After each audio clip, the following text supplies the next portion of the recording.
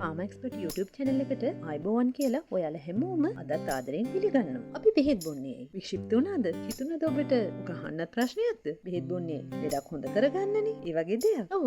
ඔබ හරි. අපි බෙහෙත් බොන්නේ යම්කිසි රෝගයක් සමනය කරගන්න. සරලව කිව්වොත් ලෙඩක් හොඳ කරගන්න තමයි. නමුත් ඔබ දන්නවද අද වෙන විට සමහර ඖෂධ මේ රෝග නිවාරණය කියන කාරණාවෙන් පරිබාහිරව වෙනත් කාරණා සඳහා ආභාවිතා වෙනවා කියලා. ඒ තමයි මතීම කියන කාරණා. මේ සඳහා ඉතා වටිනා ඖෂධ අද වෙන විට ලෝකේ පුරා අවභාවිතා වෙනවා. ඉතා වටිනා ඖෂධයක් වෙන ප්‍රීගැබලින් අද වෙන විට මත්වීම සඳහා වැඩියෙන්ම අවභාවිතා වෙන ඖෂධය බවට පත් වෙලා තියෙනවා. අපි හිතුවා අද ඒ ගැන කතා කරන්න. වෙනද වගේම වීඩියෝ එකට යන්න කලින් ඔබට ආරාධනා කරනවා අපේ channel එක subscribe කරලා bell icon එක click කරන්න කියලා. හොඳයි. එහෙනම් අපි වීඩියෝ එකට යමු.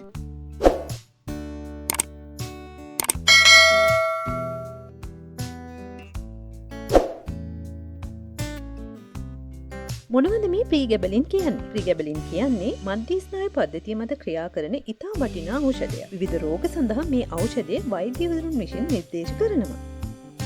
ඔබගේ රෝගී තත්ත්වය අනුව මේ ඖෂධය නිර්දේශ කරන්න පුළුවන්. ඒ සඳහා හැකියාව තියෙන්නේ සුදුසුකම්ලත් වෛද්‍යවරයෙකුට පමණයි. ඒ වගේම වෛද්‍ය නිර්දේශයක් නොමැතිව කිසිම අවස්ථාවක මේ ඖෂධය භාවිතා කරන්න එපා. මොනවටද මේ ප්‍රීගැබලින් භාවිතා කරන්නේ? මම මුලින් සඳහන් කළා මේ ඖෂධය විවිධ රෝග සඳහා ලබා දෙනවා කියලා. ඉන් එකක් තමයි සමහර අපස්මාර රෝගීන් සඳහා මේ ප්‍රීගැබලින් ලබා දෙනවා. සමහර අපස්මාර රෝගීන් ලෙස මම සඳහන් කරේ අපස්මාර රෝගයේදී විවිධාකාර පවතිනවා. ඉන් සමහර අපස්මාර ආකාරවලට පමණයි ප්‍රීගැබලින් ප්‍රතිකාරයක් විදිහට දෙන්න පුළුවන්. මේ සඳහා මේ ඖෂධය නිර්දේශ කරන්න පුළුවන් සුදුසුකම්ලත් වෛද්‍යවරයෙකුට පමණක් බව නැවතත් මතක් කරනවා. දියවැඩියාව රෝගය නිසා ස්නායු වලට හානිය ඇති වෙනවා. ඒ නිසා අත්වල කකුල්වල අධික වේදනාවක් ඇති වෙන්න පුළුවන්. මෙන්න මේ වේදනාව සඳහාද වෛද්‍යවරුන් විසින් ප්‍රීගැබලින් නිර්දේශ කරනවා. ඒ වගේම තමයි සුසුම්නාව ආශ්‍රිතව ඇතිවන ස්නායු වේදනාව සඳහාද ප්‍රීගැබලින් ලබා දෙනවා. විවිධ අවස්ථාවල ඇතිවන සාංකාව වගේ මානසික තත්ත්ව සඳහාද ප්‍රීගැබලින් ප්‍රතිකාරයක් වෙනවා. මේ සියලු රෝග සඳහා ප්‍රීගැබලින් ලබා ගන්න ඕන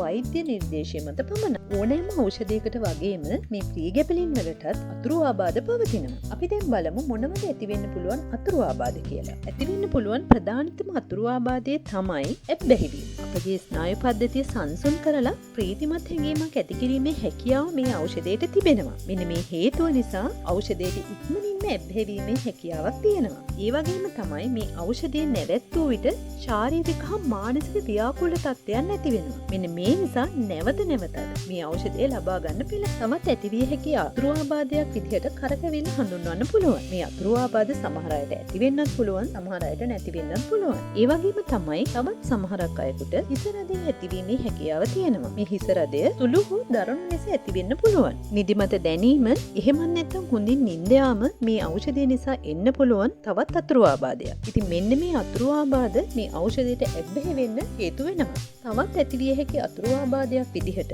පෙනීමේ බොඳ ගතියක්, අපහැදිලි බවක් හඳුන්වන්න පුළුවන්. මානසික ව්‍යාකූලත්වයක් ඇතිවීම, එහෙමත් නැත්නම් මනසක තැනක තියාගැනීමේ අපහසුතාවය එන්න පුළුවන් තවත් අතුරු ආබාධයක්. ඒ වගේම තමයි සමහර රෝගීන්ට කැම රුචිය වැඩිවීමේ හැකියාවක් තිබෙනවා මේ ඖෂධය නිසා. මේ නිසා නිතරම බඩගිනි දැනීම ඇතිවිය හැකියි. නිතර ආහාර ගැනීම නිසා තරබාර බවක් ඇතිවිය හැකියි. මේ ප්‍රීගැබලින් නිසා ඇතිවිය හැකි තවත් අතුරු ආබාධයක් විදිහට හඳුන්වන්න පුළුවන් ඔබ ඖෂධය ලබා ගැනීම එකවර නතර කර විට ඇතිවන අපහසුතාව, අධික මහන්සියක් දැනීම, නිින්ද නොයාම, ව්‍යාකූලත්වය, අලස බව වගේ ලක්ෂණ ඇති වෙන්න පුළුවන්. මේ රෝග ලක්ෂණ නිසා නැවත නැවත මේ ඖෂධය ගන්න පෙළඹෙනවා. මේ නිසා මේ ඖෂධය භාවිතා කිරීම සඳහා වෛද්‍ය උපදෙස් පිළිපැදීම අනිවාර්ය වෙනවා. කකුල් වලලු කරවැනි ස්ථාන ඉදිමීම එන්න පුළුවන් තවත් අතුරු ආබාධයක්. මෙන්න මේ නිසා ප්‍රීගැබලින් සමග සමහර ඖෂධ ලබා දීමේදී පරිස්සමින් ලබා දීම අවශ්‍ය වෙනවා. ඊළඟට මම කැමතියි ඔබේ අවධානය යොමු කරන්න මේ ප්‍රීගැබලින් පරිස්සමින් ලබා ගත යුතු අවස්ථා මොනවද කියලා. පළමුවෙනි කාරණාව තමයි ප්‍රීගැබලින් සමග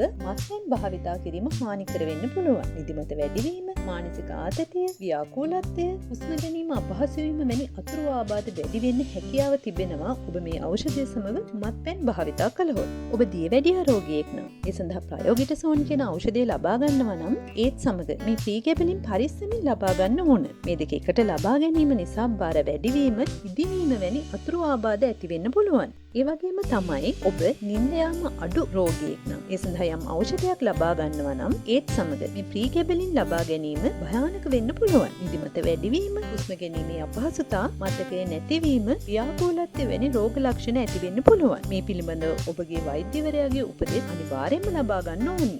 අධිරුධිර පීඩනයට ලබා දෙන එනරප්‍රීල්, කැප්ටොප්‍රීල් වැනි ඖෂධ සමග මේ ප්‍රීගැබලින් ලබා ගැනීම නිසා ශරීරයේ ඉදිමීම, කළු දිමීම වැනි උතුරු ආබාධ ඇති වෙන්න පුළුවන්. කොඩේන්, මෝෆින් වැනි ඔපොයිඩ් කාණ්ඩයට අයත් ඖෂධ සමග ප්‍රීගැබලින් ලබා දීම භයානක වෙනවා. සමහර අවස්ථාවල මාරාන්තික වෙන්නත් පුළුවන්. හිමින් හුස්ම ගැනීම, නිින්ද වැඩිවීම, මානසික තත්ත්ව වෙනස් වීම වැනි අතුරු ආබාධ ඇතිවීමේ හැකියාව වැඩි වෙනවා. අපි දැන් බලමු ප්‍රීගැබලින් සමග ඇති නීතිමය තත්ත්ව මොනවද කියලා.